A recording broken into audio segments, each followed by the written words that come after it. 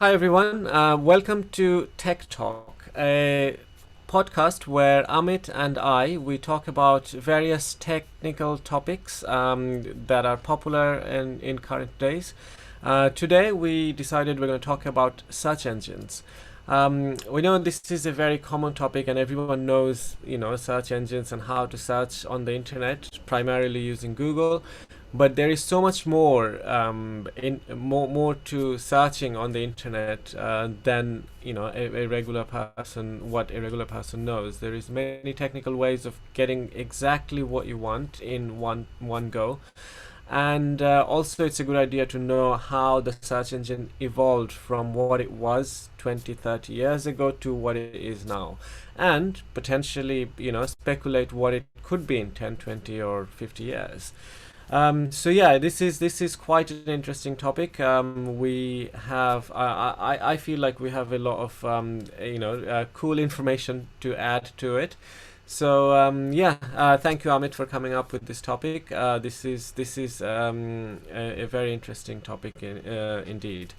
So yeah, let's just dive right in. What's your thought on search engines, Amit? So, thank you so much again, Rinat, for that introduction.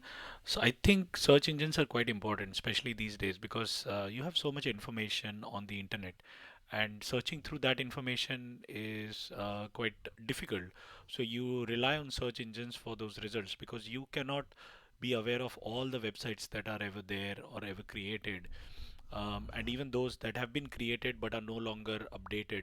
So you may not be aware of many websites and many shopping places, restaurant sites, etc. And you rely on search engines to give you results based on certain keywords. So they are quite relevant, and Google has become a verb. So it's like, do you want to search for a book? Google it. Do you want to search for the meaning of a word? Google it. So it's become a word. So it is quite relevant, quite important. And as you rightly said, we are so used to it that we don't think about the technical aspects behind search engines, like what goes behind a search engine, how it is actually doing the work that it is doing. So yeah, I feel that it's a good topic to cover. Yes, yes, absolutely. So, I mean, just going back a little bit, in looking at the bigger picture, I mean, obviously, last century we had the Industrial Revolution, and then people called it the industrial age, and then we moved on to computing, and a lot of information was available, and people who had more information usually had more influence or power in the world, and that was kind of being said to be information age. Age of information, where information kind of ruled the world. Now I think we're stepping into this new kind of era where everyone has information. Information is kind of quite readily available on anything. Any hobby you want to do or anything you want to specialize in, you can Google it, and you will find step-by-step guide on, someone else probably already have done it, and they have provided the step-by-step guide on anything that you want to do. So information is now quite available, but sifting through those information is now has now become the biggest challenge, and that's where search engine has the biggest value. I mean, that is a massive problem that search engine solves. And this is, I don't know what this era can be called, but this is, I think, this is the next step after information age, where you basically have a system or a method to find the thing that you want from all the information that is out there already. So whoever can do that the best has more power or influence over in the world. So that, I think, is an interesting way to look at the current situation. And yeah, again, search engines can be, I mean, obviously Google is one of the main ones, but search engine, when we talk about search engines, it could have a more diverse aspect to it. Obviously, Google has taken over, quite a bit. Like even when you look at maps or restaurants, but then there are other search engines like that finds you hotels, like hotelbooking.com and hotels.com, and that kind of there are various other aspects of these kind of search engines as well. And another thing to think about is privacy, and how in current days privacy has become a real issue. And Google, obviously being a commercial company, they and they're providing their services to you for free, so they are obviously collecting your data. And there are other rival search engines that are now coming up and becoming more and more popular, like duckduckgo.com, where you don't have to give up any of your data. Obviously, then as a result, you get less tailored results, but a lot of the times you would probably rather prefer not to give up your data for a particular search that you're probably doing. It could be controversial or whatever, but you shouldn't be restricted or feeling, like feeling a little bit of reluctance when searching for any information. That is the whole power of current technological advancement, that you should be able to get any information without having to think too much. And then what you do with that information is up to your ethical self. So yeah, I mean, there are other rival websites, of Google, which provides you that kind of privacy. So yeah, these are all the things that we can talk about today. And yeah, I mean, we can. What should we start with, Amit? Do you have any like definition of search engines, or how what the background? What's the like the sort of IT, the technical back end structure? Do you have any Yes, thing to talk about that? yes, Renat. But thank you so much. I really like the way you explained the whole thing about the relevance right from the industrial age and information and information is power. People who have that information influence others. So yeah, and search engines, as you can see, that Google has become such a powerful company as a result because it controls what the information, what public see and people organizations compete for that ranking on Google to search or to get their results on the top whenever a keyword is searched for by a user. So let's start with a simple thing. What are they searching for? They're searching for things on the internet.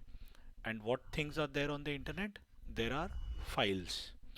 Essentially, a web page is nothing but a HTML Yeah. file. It's just a file, and that file is on a server. So, in before the advent of search engines and many other things, what you can do is you open Windows and you have File Explorer. So you have a file system, and you can search for a file in your system. Now think that instead of one computer, you're searching for that file on multiple computers. So it takes a bit of time. So that's one low level understanding of what you're doing. So right from your normal computer, we are not even talking about the web. You're already searching for documents on your computer, and then you move on to the web. Now, web is a file located, a copy of the file located on multiple computers, or a copy of a file on just a single computer, and then you search for it within all the files that a computer has. So whenever you open a page, say google.com, if you add slash index.html, that's the main page. And that index.html is the main page of a website, and you are searching for that particular page.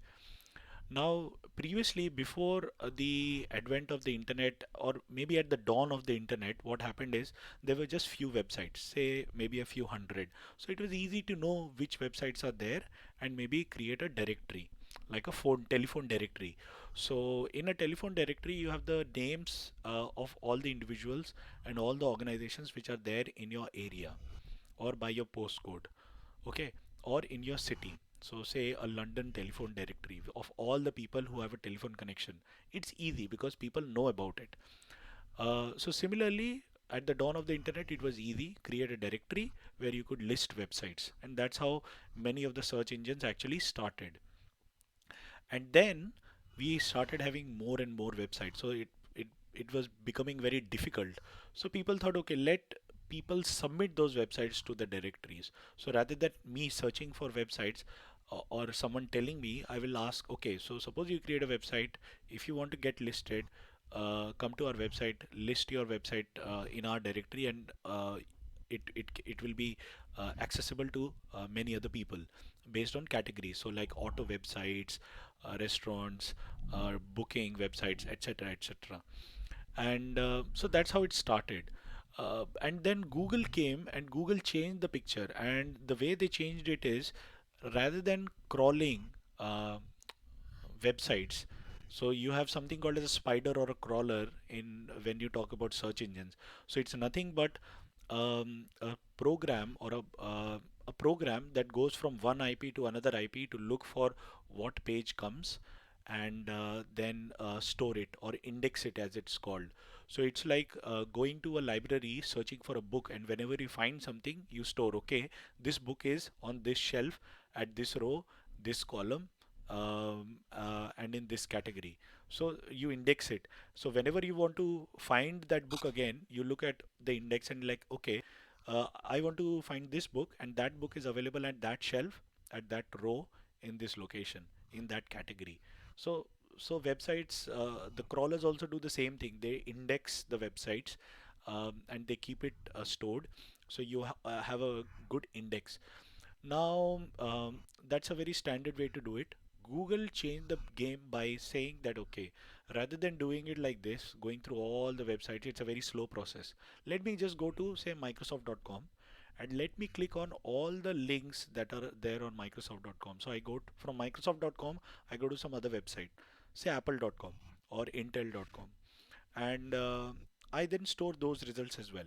And then I see how many websites are linked back to Microsoft, or how many websites are linked to Intel. And if there are many websites linked to Intel or many websites linked to Microsoft, then it means that website is important. So I will assign a rank based on how many links are coming to it. So actually Google first was known as backrub, backlinking of websites. How many links Right. are backed to the original website? And if there are many, you rank it higher. And this is based on social network. So you are more powerful if you have more social connections.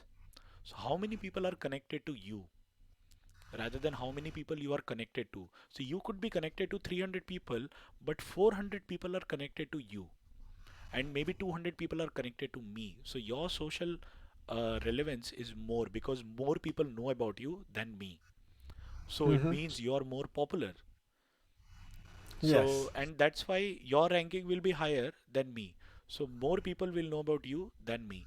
And Google used this simple thing, concept, and created the whole search engine. Of course, the name was also important. And the word Google actually comes from Googleplex. So, Google is one Google is 10 to the power 100, and one Yes. Googleplex is 10 to the power of a Google. So 10 to the power of 10 to the power of 100. Right. Okay. So imagine 10 to the power of 100 zeros. It's crazy. It's Yeah. crazy. Anyway, so this is how the word Google came, and this is how the search engines, especially Google, became very popular because rather than creating an index through traditional way of going to a website or people submitting it and then storing the keywords, Google just changed the game and said, okay, who's ranked better? So I go to one website, and then I then go to different websites, and from there the ranking concept came. So if your search engine results page ranking, so in search engine terminology, there is a term called search engine results page, SERP. So on that page, what's your rank? Are you on the first page, and are you the first link? If you are not there in the first page, more or less people will not go to your website. And the reason search is so important is for business. If people visit your website, they'll buy something, they'll find a product, they'll find a service, and they will find information for which they are willing to pay.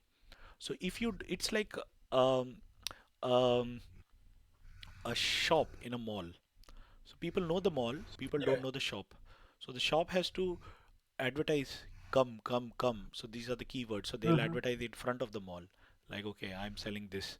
So people will come to the search engine, look for something, and they will say, oh, in this mall I can buy clothes, or in this mall I can buy shoes. And for buying shoes, I need to go to this shop. I just for search for shoes, I get 10 results, and because I'm the only shop, I get that. But if I'm say 10 shops in the same mall, then maybe because of my name, say it's alphabetically listed, so because I'm the first name, then I get, or maybe I'm close to the exit or the entrance, then I get more footfalls. So something like that. So search engines. Exactly. I mean, this is actually a really good example because in real life as well, the shops has to pay extra to get the premium location, right? So that's the thing. Like even in Google, websites has to pay to get sometimes get Premium into the first ranking. page. Yes, yes, Premium ranking. absolutely. So there is So, paid ranking as well. uh-huh, yes, yes. That's very, very good analogy to explain this. Yeah, shopping mall and different shops. Yeah. Sorry, carry on. So, so that's where Google is so relevant, and why Google influences so many organizations and the behavior of businesses. So, suppose today you want to create a website, Google will not know about it, and no website is linked to your website. So, suppose you create rinatmalik.com, how many websites are linked to rinatmalik.com? Nothing. But if you create a Facebook page and you link your Facebook page to your website, people know about Facebook. And if Google searches for all the pages created on Facebook and it finds Rinat and then clicks on it to go to your website, so now your website has one connection to Facebook. Now you create an Instagram page, now you create a TikTok page, now you create a YouTube page, and you connect everything.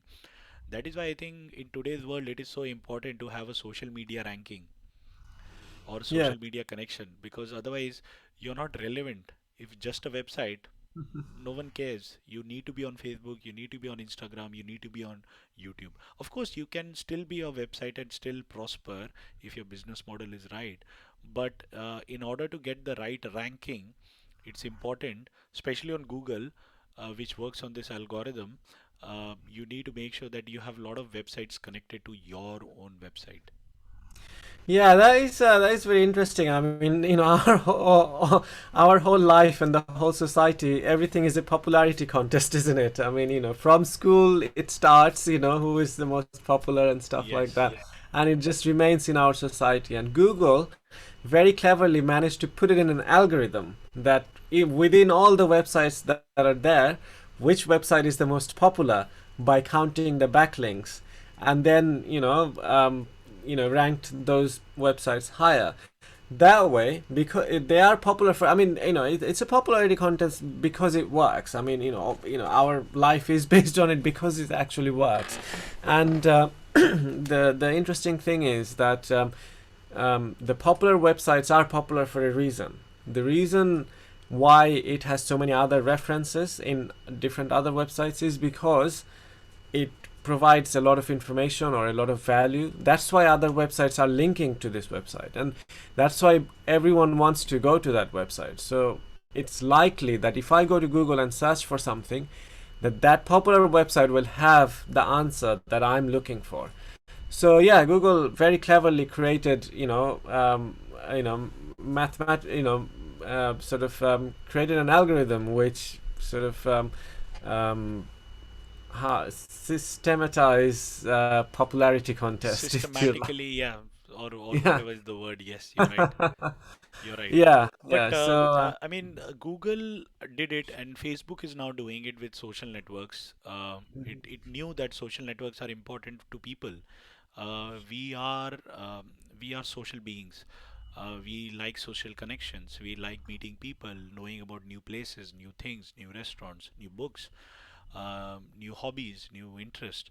So we are social people, and without others, and if you live by yourself, then you can have a lot of mental health issues. And Facebook knew this, and that's why Facebook is so popular, because we are addicted to all this. Like, what is someone else doing, what are our friends doing, what have they been up to, have they gone to some new place. And normally, as human beings, you tend to do things that your friends do. So if they go Yes. to some place, you want to go there. If they buy something, you want to buy that, because you think that, okay, because you know them, you can trust them. So whatever they buy, you can trust their choices, and you can get a good Yes. feedback or a review. That's social networks for you, and Google capitalized on that. So it's there is nothing wrong. But let's break it down. What's actually happening when you type a word in a search engine? So Yeah. what are you typing for? Say restaurants. Restaurants near me. If you just type restaurants, that's a keyword. So for a search engine, that's a keyword. The moment you type the keyword, it looks at all the index. Okay, in the index, how many web pages do I have which has the tag uh, restaurants? And if it has the tag, I will send it back to you with based on the ranking. Now, of course, it's not that simple. Of course, there's a lot of logic and algorithm applied to the whole result. But this is, in essence, what's happening. You type a keyword, it looks at the index, and then it gives you a search engine results page, or search results page, or a results page. And on that results page, you have websites ranked. Which website is higher, which website is lower, which website is on the first page, which website is on the last page. And it also tells you how many results it has found. So it tells you, okay, I found 1 million results. Now you're thinking, I don't care about 1 million results, so let me look at the first top 10. And you start clicking on them, and then you find one good result, and then your work is done and you move on. Then you search for, so now Google became more intelligent. So now rather than saying restaurants, you say restaurants near me. So it knows your location from your browser, or your mobile phone, or from the IP address, because it knows which browser you're using. And normally, if you're using Chrome, it knows the IP. So which IP is requesting, or the GPS location of that particular IP. Okay, if it is coming from London, so I know London, roughly it is in, say, I live in Bromley, so it's roughly in Bromley area. So restaurants near Bromley. And now it will look at the index again, it will find restaurants, then it will find restaurants in Bromley, and then it will display those results. So now instead of 1 million results, I get 1000 results. So my search has narrowed, more specific, better. Now, restaurants near me open now. So now you're adding more and more filter. So in essence, that's what's happening. So you now narrow down your search results, and Google has to now think, what are you searching for?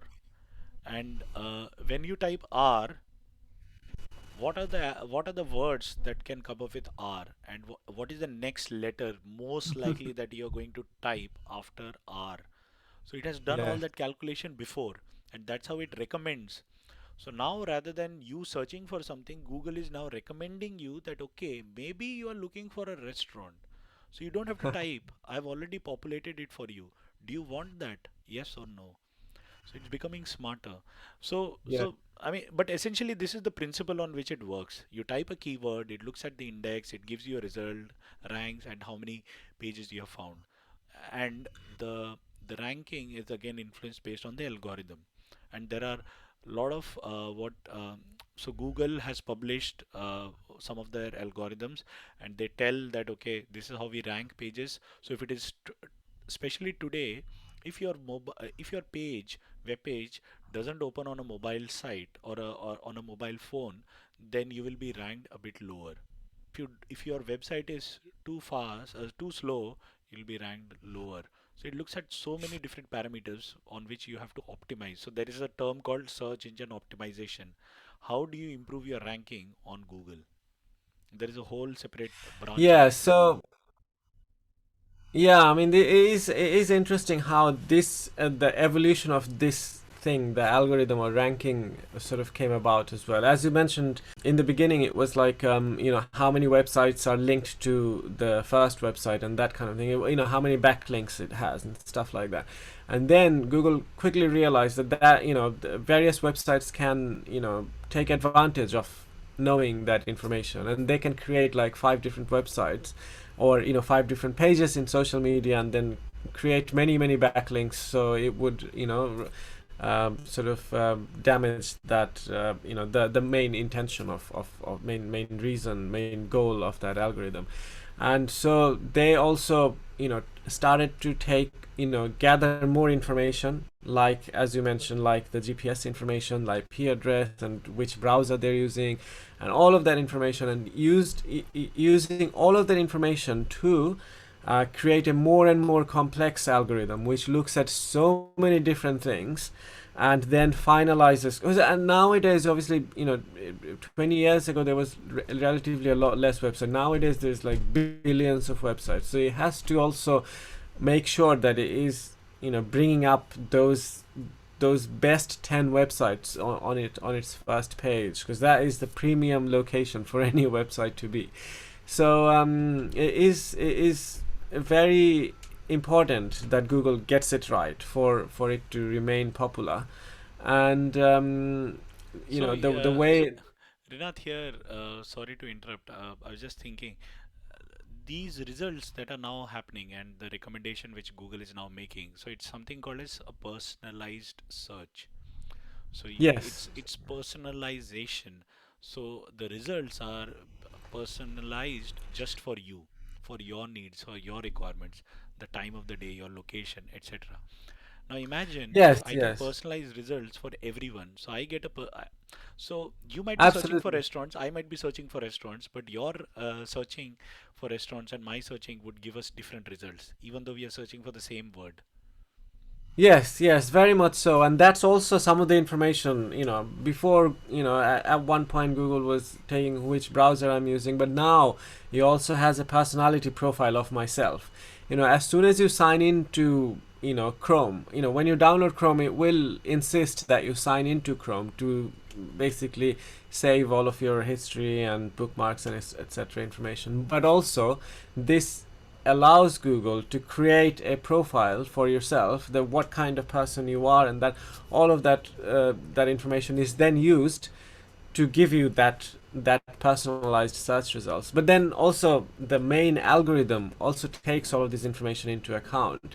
And basically what I was saying is that the algorithm has gotten in the last 20 years more and more complex, and personalization has become a part of that complexity as well. And it is interesting how it evolved from just thinking about backlinks, and then now it's just so much more complex algorithm that it's just difficult to even comprehend.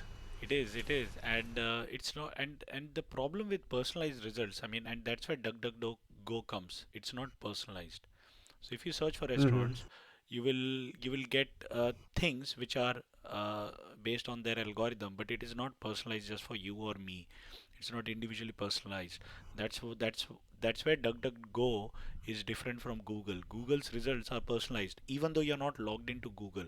So suppose you don't sign into Google or Gmail or Google Maps, even then your results will be personalized based on where you Yes. enter, how you enter, when you enter. So Absolutely. I mean, I remember in 2004 or 5 when I was using Google at that time, you had on top. I mean, nowadays Google doesn't even allow you to depersonalize your results. But back in those days, where it had like a on top right corner, it had a like a drop down menu where you could choose the country where you were searching from. And I used to change it. I was living in Bangladesh at the time, but if I wanted to get the results of US or European country results, I could just choose a country from that drop down list, and I would see the different results come in based on which country I've chosen. Yes, and it was a choice back then, and I used to always choose worldwide.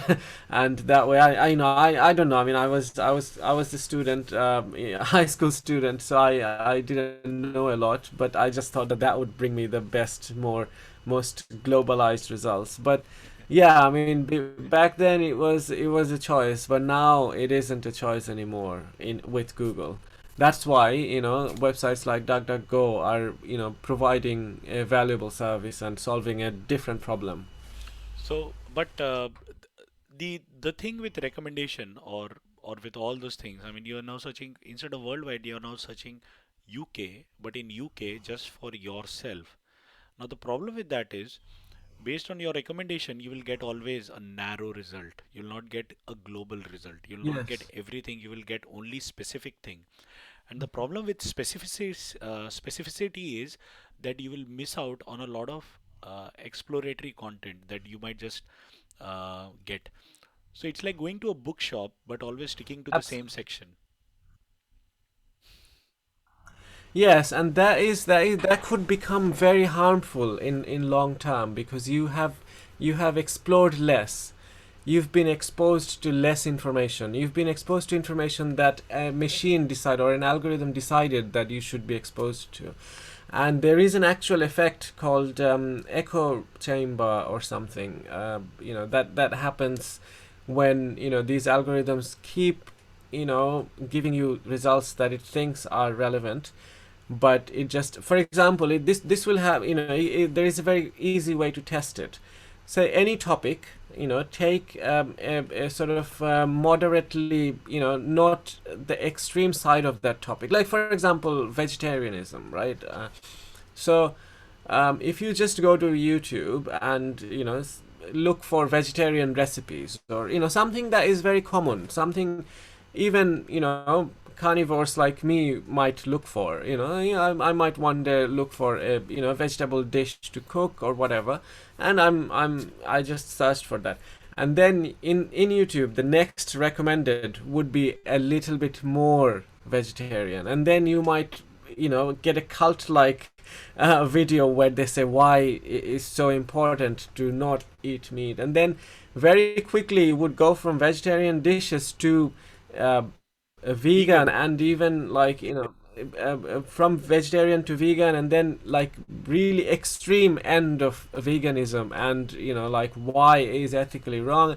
I mean, I'm not denying in any of that, but the point is like how very quickly you were just in your regular life looking for something, but then very quickly within like 5 or 6 videos you would end up in a like a very serious extremist point of view of that same topic, and that's not what should happen, when you Yes. try to search for something.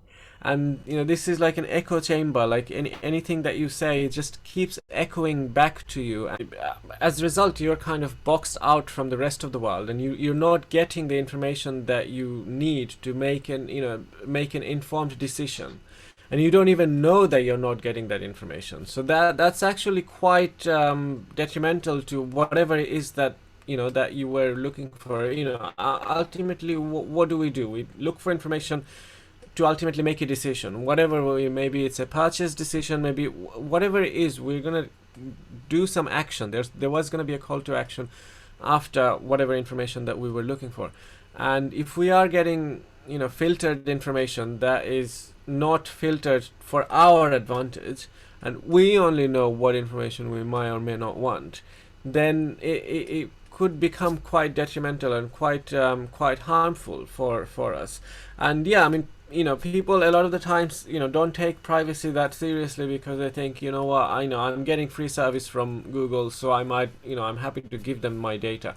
But then how Google is using that data, and how your actions are being manipulated by that data, is actually quite important. I mean, you might think, oh, it's all anonymous data that is if you're just a one data point out of a million data point, you might think that doesn't really matter, your private, but it does matter, because this is the situation where your personal decisions are being affected by an algorithm, and you probably would have made a completely different decision, or maybe your political views would have been completely different.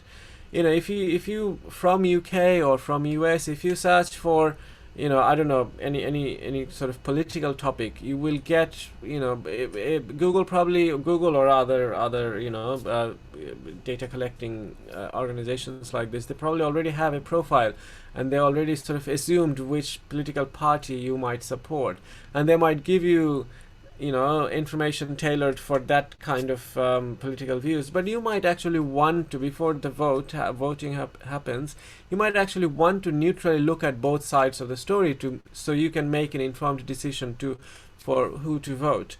So as you can see, that these things can be manipulated, or even international politics. Like, if you want to find out about a country in Middle East, various countries in the Western world might have opposing views, and you might end up having, seen only one side of the story, and that might influence your judgment on various people that you come across in a metropolitan city like London or New York, where people from all over the world are here, and you might have a bias towards certain country because of the search results that you're getting when you're searching for. And these things are quite serious and important, and and we need to be more vigilant and more vocal about these things as well. But yeah, I sort of diverted away from search engines, but yeah, it's still relevant to that, how No, no, no. search They engines. are very relevant. Whatever you said is very relevant, and that's what I was coming to. Because, I mean, if even for educated people to get influenced by what they see on search engine results and then recommend it to people, I think that's quite scary, because these are people who have got a college degree, who are working class citizens, and they get influenced by such things. And it's not like people who are dumb or people who are not educated are like, okay, they cannot take informed decisions. Maybe they can take better informed decisions just because they are not aware of many things, so they can question things much better. And let me give Sorry. you another example as well. Well, no example, but it's my observation, and I don't, I don't have enough research to back it up. But this is what I've observed. When the polio vaccine came out in 1980s or 1990s, and then was it polio, or there was a vaccine, and then after that vaccine was came out, after a few years, there was a research paper that was published where they found that that vaccine was somehow connected to autism or some sort of other, it had a negative I think reaction. not polio, And then, something else. Yeah, but yeah, yeah. But then that paper was later discredited, and it was found that that has actually. But some people actually, got only the first part of that, information, and then they became anti-vaxxers, and they decided not to vaccinate their there are still children. The people like parents that. decided against it. I think it was measles, Not and sure. yeah, whatever it was, basically we were on the verge of completely eradicating that disease from the world, from the face of the world. That was completely going to go away. But because these very few, like 1% of people, didn't do it, that disease hasn't been fully, eradicated from the world. But the point is that it was still 1% of the people, because there wasn't internet, or there wasn't availability of information as much as it is right now. This was in 1990s or early 2000s and stuff, that kind of time. But now, with coronavirus, there is also, again, very small amount of people are, sort of Yes, spreading false and wrong information about, vaccines. misleading information about vaccines. But because that information is, this very small amount of people have the whole world in their palm of their hands to spread this news. Now, because of that, a lot more people have been influenced by these kind of misleading information. So even though it was really bad in 99, in 20 years ago, that 1% of people were anti-vaxxers, but now it's so much worse, because this, because this small group of people managed to sort of influence a massive, a large group of Fake people through. information, yes, and Yeah, yeah, conspiracy theories. But I think and we have to separate this from the search engines. So search engine gives you information based on what you search for. So it's like the yes, algorithm is trying to learn what you're searching for, and if you keep searching for similar things, it will give you similar results, and that's how misinformation spreads. So suppose you're already believing that vaccines are wrong and you search for, okay, are vaccines wrong, it will always try to give you those skeptical or those conspiracy theory yes, articles. But if you search for, okay, are vaccines good, then you will only get results which are similar to saying that, okay, vaccines are good, they are helpful, you will get some results. So it's what you search for. But of course, search engines play a part, because if you search for wrong information, they keep encouraging it. If you search for good information, they keep encouraging it. And the idea and is to tell people that, guys and ladies, be aware that what's happening is that this is a search engine recommending. It is not the truth, it is not the fact. Take it with a pinch of salt and do your own research. Talk to others and then take an informed decision, rather than simply relying on results on Google. Because see, some things like addresses, they are facts. You cannot change it. Something like the recipe, you cannot change it. But something like moon landing, earth is flat, or vaccines, yes, these are not, I mean, there are information, but there are misinformation as well. So you need to take everything with a pinch of salt. Don't believe everything that is written on Wikipedia. Big disclaimer. absolutely, absolutely, yes. So yeah, I mean that's sort of the parts that to be wary about search engines, and be Definitely, and cautious. it's a very important part, because see, the thing is, you want to explore new things, new hobbies, new interests. But if you keep getting fed the same information, then that's a problem. And it's not just Google, it's Facebook as well. Whatever you like, Instagram as well. Whatever you like, Instagram will then show you those photographs only, or photographs related to that category. So it is important that you are aware of what the algorithm is trying to do and not be influenced by it. So I think that's important. The other thing to remember is that these search engines are not searching the entire web. There are a lot Yes. of websites that the search engine cannot search. um, they could be government websites or private websites which are not open to public, so those can't be searched. So suppose you are in a company which has its own intranet, you cannot search for that page because it's not indexed, because it's not allowed to index. And there are mechanisms where a website can tell Google whether it should index a particular site, the entire site, all the URLs in it, or specific pages. And those mechanisms Google follows in principle. So there is something called as robots.txt. So if you say that, okay, whenever the Google user agent or the bot comes to my website, don't index these pages, but index everything else, and Google will honor that and will not index those pages. So that is important to know. The other thing is dark web. So whatever we search over the internet is a good web or a white web.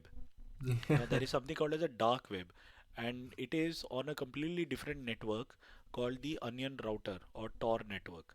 And it's a peer-to-peer based network where everyone is hosting a gateway to the browser. Basically, I'm not sure the exact mechanism in which it works, but essentially it's peer-to-peer networking, and those websites cannot be indexed by Google because Google doesn't have access to it. Those are not normal websites. They don't end with .com. They can end with XYZ, WXY, 1234, or special characters. So, and because it's something that cannot be searched for, so a lot of illegal activities are done on these dark webs.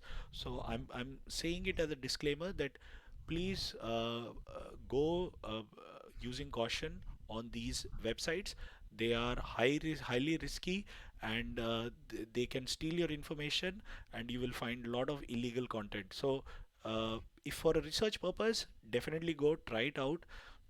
People use it for a lot of various things, but be careful. And you cannot index websites on that because those websites keep changing the URLs, and they keep disappearing, they keep coming back, and there is a separate directory or index or search engine for searching the dark web. So we have to be aware of what is the remit of Google search, because think of think of it like this: whenever you search for anything technology related, you will you will have certain big names that you will always go to. So you can always trust their news. Like for news, I would always go to say BBC or Guardian in the UK or Telegraph in the Hmm. UK. I can trust them. In India, I would go say the Hindu or the Times of India. I would trust their news sources.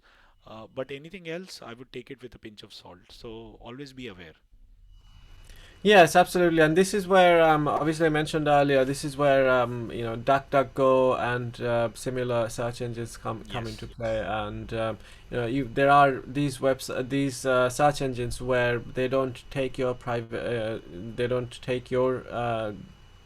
information, and they give you a non-personalized result. So you can make a you can see a neutral view of the web, and make a decision you know uh, based on hearing all sides of the story. Yes. So yeah, I do definitely. I mean, I know. I mean, no, no, not I myself use Google. It's not like I have boycotted Google from my internet activities completely. Yes, do use Google. It does provide a lot of value, but have DuckDuckGo as a secondary option whenever you are searching for something controversial. Maybe give that a go, and maybe searching for something international, maybe searching for news, and anything that has that kind of opposing views, strong political views, or political, religious, international, these kind of things, news, these things. Maybe you want to just just for these results, you might want to search in DuckDuckGo for a neutral result. So yeah, just definitely do urge the audience to sort of keep that as a bookmark or as a shortcut in your browser. So maybe not for all your search results, but some of them definitely deserves Yes. your attention on that. Yeah. Especially when you are very privacy focused, I think DuckDuckGo is better than Google. The only reason is Google personalizes your results, even though you're not logged in. Mm. DuckDuckGo doesn't do that. So I think that's the key differentiator. But of course, Google is quite more powerful, and you can search for many things. And I did a video on it called Google Foo. It's like what can you do with Google search, and you can do pretty much anything that you can think of. You can search for movies, you can search for restaurants, you can search for locations, addresses, listings, you can do Boolean search, you can do currency conversion, you can do calculation, you can search for jobs, restaurants, you can search for events, you can do shopping, and it's specific. When I'm talking about these categories, it will the results page will change, and you will see results specific to shopping, specific to events, etc. So Google search is quite powerful, and that's why it is so popular, because it's not just searching for websites now, it's searching for specific things, or categories which people are more interested in. I'm interested in events, I'm interested in buying a product, so I want to directly look at, okay, if I search for this product, where can I buy it from? So Google shopping is important. Then if I want to search for news, I can search for news, I can search for images, I can search for videos listed on YouTube. So Google is very, very powerful, and that is why it is still Yes. on the top.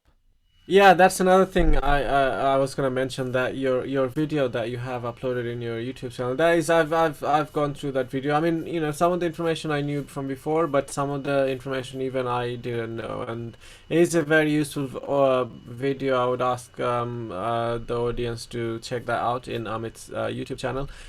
You've gone through a lot of shortcuts, and clever, and tech ways of searching, so you find out exactly the right thing you're looking for.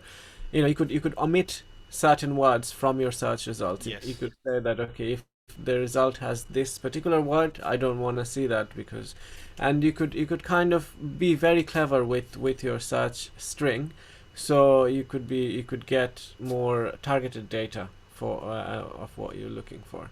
But this also actually brings me, what you were just saying about, Google Shopping and other things. I mean, one of the things that is happening nowadays, and I've been noticing it for past, this year and past couple of years, in Google, the first page is kind of nowadays consumed fully by Google itself. Usually, if you're searching for something, it's the first one or two results is Google Ads, and Yes. then it is some sort of question and answer. Like, if you're asking a question, it would bring up like 5 or 6 questions that it thinks that you might be interested in, question and answer. And then Google's other services, like, say for example, if you're looking for Google Flights, then it will bring, or currency converter, it will bring up Google's currency converter, Google Flights, and that kind of thing. Yes. And only like the last 2 or 3 results are really authentic results, which are other websites. Usually, the first page is now kind of overcrowded with Google products itself, which is not the best thing to happen. But again, that also gives you the answer you're looking for, so you can't really complain too much, because yeah, most of the time, the answer I'm looking for is available within those results that Google brought up. So yeah, so Yes. there is benefits, and I think but yeah, I mean, it comes down to sorry, go on. convenience. Yeah, it comes down to convenience. Whether you want to go to different websites to search for looking for information, or you want to come to Google. So see, currency conversion, Google does it, but it says that okay, it's using this rate from this website. Calculation, I think you don't need to go to a specific website. Flights, yes, there are many other websites like Skyscanner and Expedia, Kayak, and Momondo. There are many websites. But Google Flights also does those same things, and then it can try to filter out those. So it's like another what do you say? Another competition to the Yeah. rest of the field. So it's good in a way, because if Google develops a good product, then other people have to do better than that. So competition is always good. And same for events. I mean, I used to go to Eventbrite or Meetup.com to search for events. Now I can search for events in Google itself, or even Facebook, for that matter. So that is it's important, because sometimes if I were to search for an event in Meetup or Eventbrite, it's not that powerful, or not that Mhm. relevant. So maybe I just come to Google and get it. So I Yeah. think that is important to know, that yeah, Google is quite powerful. It's using all that information to sell you more information. So Yes. yes.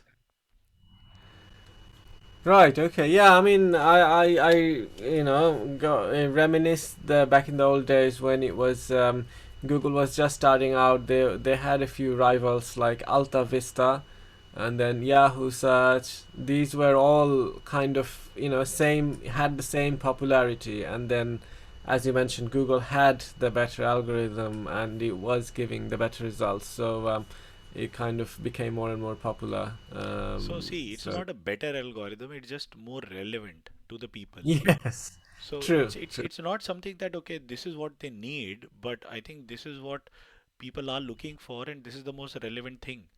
And I mean, some people can argue that Google results may not be the better results, but it works most of the times. Yes. So plus the name is short, so it's easy to type. I gave you the name Google comes from Google. And the reason it is because it has indexed billions and billions of pages. So it wanted to have a very big number in a name, and that big number is a Google, and that Hmm. is and so yeah, that's how the name comes, Google. Search engines doesn't just mean the search, an engine to search the web. You could have a search engine that searches other, internal, as you mentioned, there are like private networks, or intranet.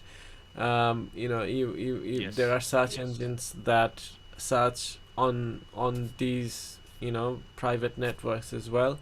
So and then there are specific search engines that search, like hotels, and or restaurant bookings and that kind of stuff.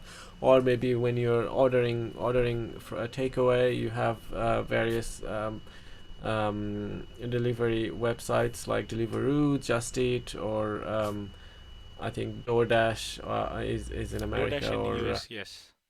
Just Eat, yes. Uber Eats, Deliveroo, yes, in UK. So yeah, whenever you're searching for a particular cuisine, it's bringing up results, but that's also a search engine that's doing that. So yeah, search engines are powerful. They're solving a big problem of sifting through all the information and presenting you with the right information.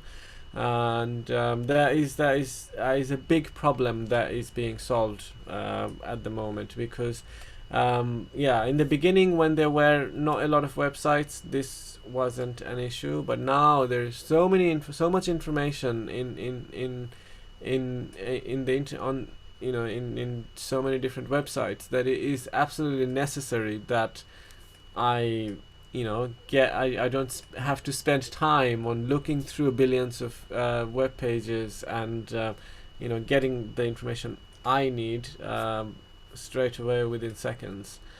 So they are solving a big problem here, and ultimately search engines are a good thing. It's just that we have to be wary about the results we get, and try to always remember to be unbiased, not be biased by those results. Yes, not get influenced. Uh, Don't believe Earth is flat, Earth is round. I And vaccines are good. I mean, mean, they do have side effects, but they are generally good. yes, yes, absolutely. So yeah, not to boycott search engines altogether, Yes, but just they are relevant. cautious. They are very, very relevant.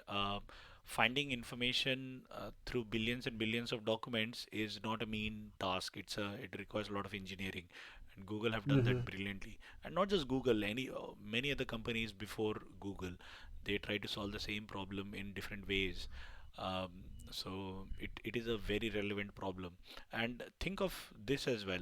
Facebook has 1 billion people on it, and it has to now look for a person that you want to search for in its database. How does it know which person to search for, and where he or she is located, and whether or he or she would be more linked to you than maybe someone else? So they also do a lot of searching. And so yeah, search engines. So whenever you find a search box right from your operating system to Facebook to Google or any other website, it is quite crucial, because that's how you get access to a service or get sold a product. Yes, yes, absolutely. So yeah, it was actually nice to talk about search engines. We covered a lot. Yes. I think our audience would be quite it would benefit greatly from the things that we've covered. Is there anything else you want to add, Amit? I think that's it. Thank you so much again for listening, everyone. We feel important to cover topics that are relevant and useful. I think a lot of people during COVID times and other times as well, misinformation is a key thing. So search engines, talking about search engines is again important because of all this misinformation, fake news, etc. Like, don't trust everything that you get. So do your research, do your homework, then come to a conclusion. Thank you very much, guys. Hope to see you guys next week. We're gonna stop it here for today. Thank you. Thank you, guys.